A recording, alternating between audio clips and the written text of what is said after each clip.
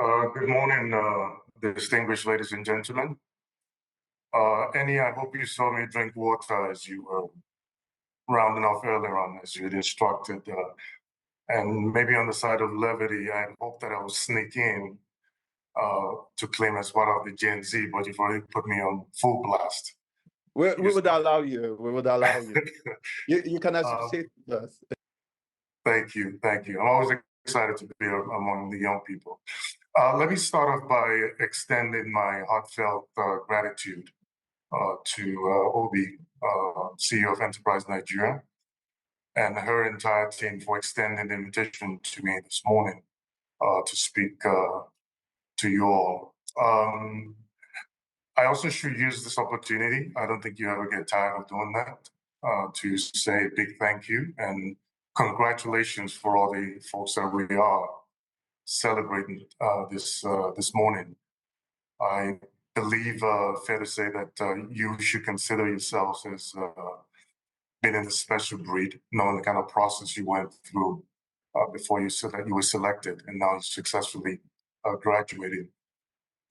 The topic I've been asked to speak about is something around perhaps sharing some ideas on what it takes to build a successful career.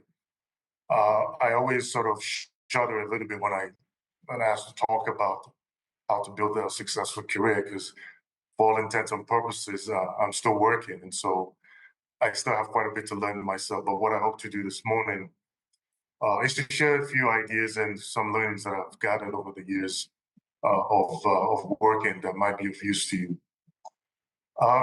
Obi talked earlier on about a bit of the evolution of YOE, but I think, as has been acknowledged already, since I'm not a stranger to how EnterpriseNGR came to be, that I just spend maybe a few minutes to build upon that a little bit. And I think it's important to give some indication as to the long-term sustainability of this program.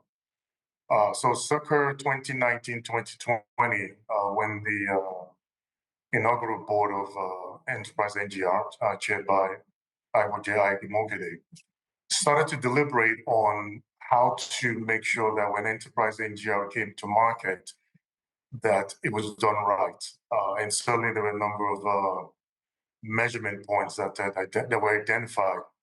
But one that was very important that stuck in my mind as I was reflecting on what to say this morning was the need to build a platform that addressed, obviously, a number of issues that sort of bedevil us in this country today, but knowing that you can't fix everything, but at least to be very focused and deliberate about, for those that we chose to address, to make sure that we're very intentional about it and also very inclusive. So a few things that were identified up front that are very important in that construct was to ensure that it solved a big problem. So you don't have to be a rocket scientist to understand in Nigeria today, one of the major problems that we continue to face as a nation is the issue of youth unemployment. And so I would say not just unemployment, but also underemployment. And so that speaks to the quality of folks that not just go through the academic institutions, but also are fit for purpose when it comes to actually going into the workforce and being productive citizens. And so the way the vision was laid out was to make sure that we were able to hit enough people across the country. And my hope is, I think, as you look through the scroll of all the graduates today, that you see a fair representation across the country, but also to deal with how to equip people with, these young people with the kind of skills, both the technical as well as the soft skills to make them successful in life. And so if you fast forward to now, this is the second cohort as far as graduation, it's very clear that while it's still early days to declare victory, that they're on the right trajectory. And then I want to congratulate Obi and her team again for turning what was, scribbled on a white piece of paper a couple of years ago to reality that hopefully will help improve the lot of the country as a whole.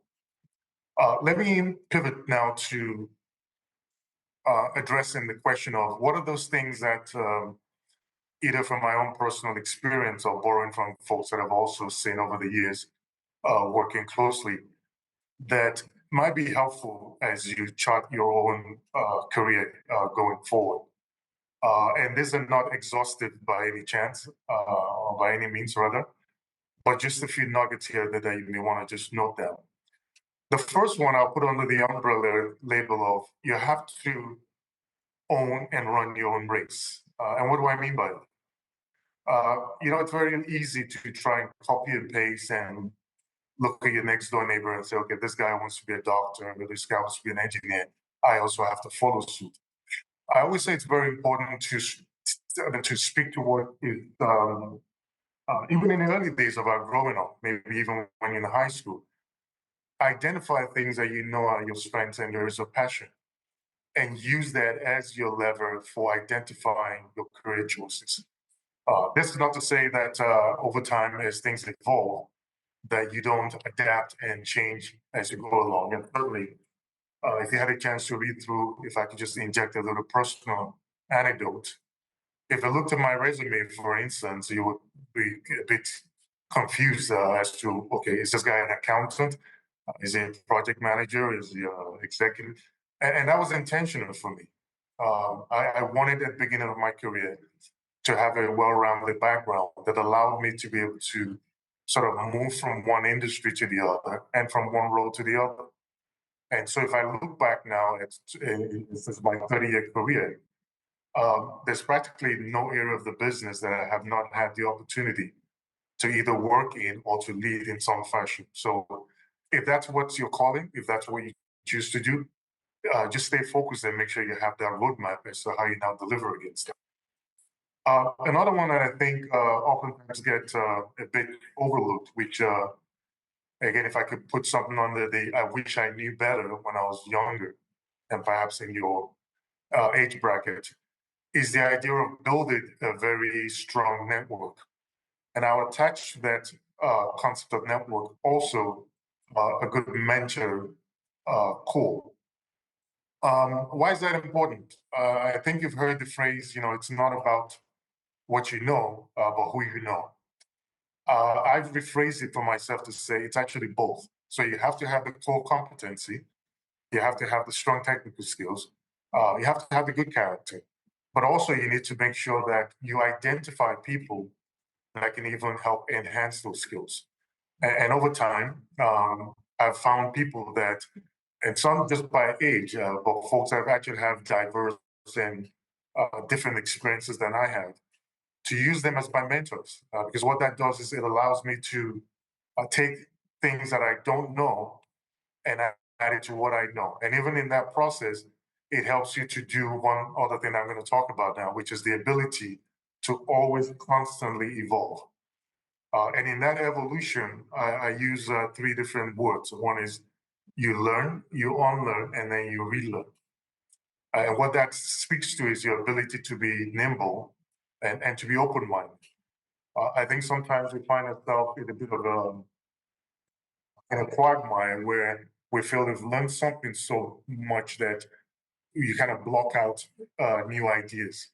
And that certainly is a recipe for, I don't want to say disaster, but not having a successful career. But so the idea is make sure that even if you're deemed as an expert in a particular field, always make sure you use, like I always joke, use more of this in your mouth, which is to listen and to make sure that you adapt as you go forward. I want to give you another one that hopefully would be of use to you, and that's around what I call work-life balance. Work-life balance, I think if you talk to different people, they have different interpretations of it. But for me, in the most simplistic form, it's around understanding that at the end of the day, what you do for a living, so whether it's you work for a company or you own your own business, it's an end to a mean.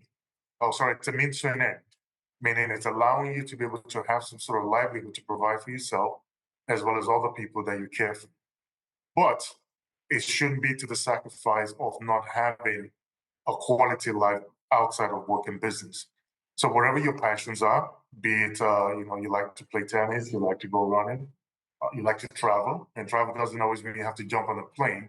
There are many things within the footprint of Nigeria where you can go to at least explore, just as examples of things that you can do to further broaden yourself. And I think what also that makes you is a more rounded person.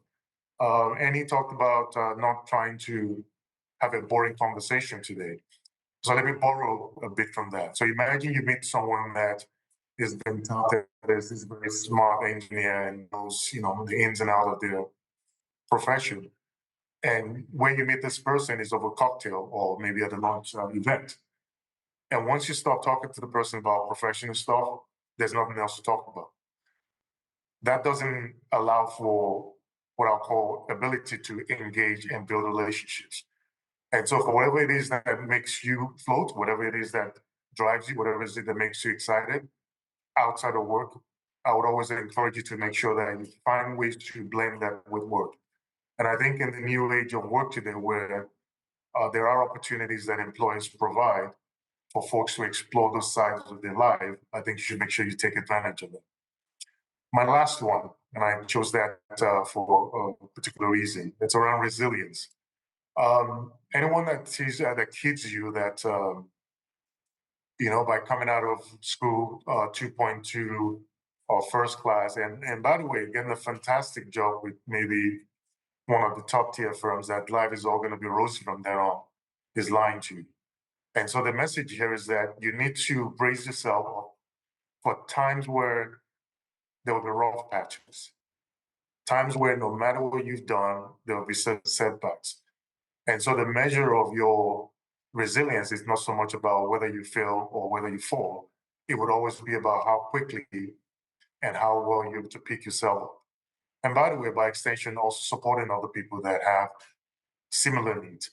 And so as you progress forward with your career, because you're still very much early stages of it, just remember these things that I've shared with you this morning.